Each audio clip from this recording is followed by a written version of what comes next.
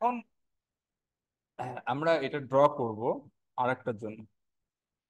তোমরা তোমরা একটা নিজেরা ড্র করো। কথা বুঝতে পেরেছো? তোমরা একটা নিজেরা এরকম একটা ড্র করবে, নিজেরা এরকম একটা জিনিস তোমরা নিজেরা ড্র করবে। কিসের জন্য ড্র করবে দেখি? আহ সহজ জিনিস দেবো, একটা খুবই সোজা জিনিস দেবো একটা। সেটা হচ্ছে sodium chloride.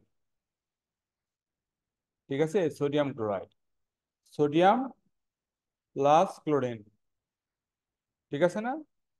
Sodium plus half chlorine, sodium solid, chlorine gas, আর এটা সলিড। এটা হচ্ছে এনথালপি অফ ফরমেশন। তোমরা এই যে স্টেপ গুলো করে করে এখানে আসো, ডায়াগ্রামটা ড্র করে আমাকে পাঠাও। সব থেকে সহজটা দিয়েছি। এরকম আরো দুই একটা প্র্যাকটিস আমরা করব।